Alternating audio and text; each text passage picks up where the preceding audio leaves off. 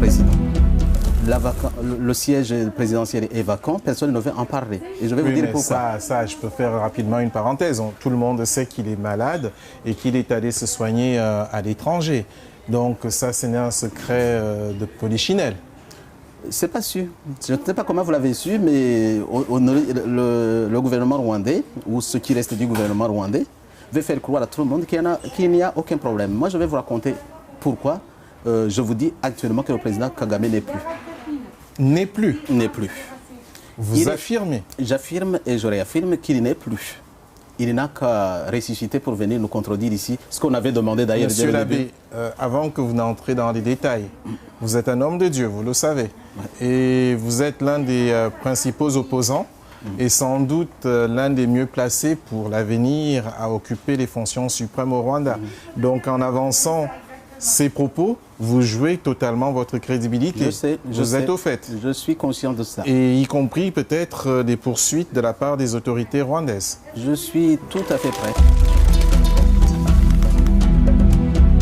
Je vous rappelle que nous avons essayé d'entrer en contact avec les autorités rwandaises, aussi bien à la présidence qu'à l'ambassade. Il nous a été tout simplement répondu que la personne que nous recevions sur le plateau avait le droit de dire ce qu'elle veut et ça n'engageait qu'elle. Donc je signale toujours que les autorités sont les bienvenues sur Vox Africa. Nous n'avons pas de parti, un camp comme dans l'autre. Nous, c'est tout simplement les faits. C'est d'ailleurs dommage, on aurait aimé avoir un contradicteur.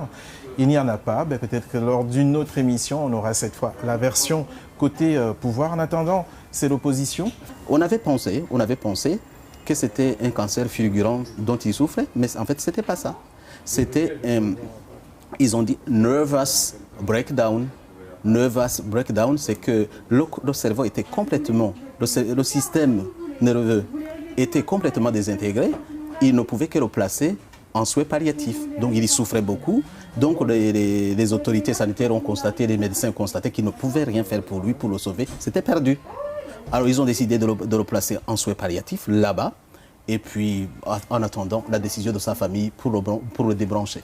Parce qu'ils avaient établi, et ça c'est l'information, qu'ils ne peuvent pas revenir à la vie. En fait, ils ne peuvent pas le sauver. Donc vous êtes catégorique. Le président du Rwanda, actuellement, est en état de mort cérébrale. C'est ça. Et puis, ce qui m'intéresse beaucoup, c'est pas ça, parce que je peux y arriver aussi, quelqu'un d'autre peut y arriver, c'est un accident de la vie. Mais le problème, c'est des conséquences politiques de cela. C'est un président de la République en exercice. Cela se passe, le gouvernement ne dit rien. Voilà ce qui est bizarre.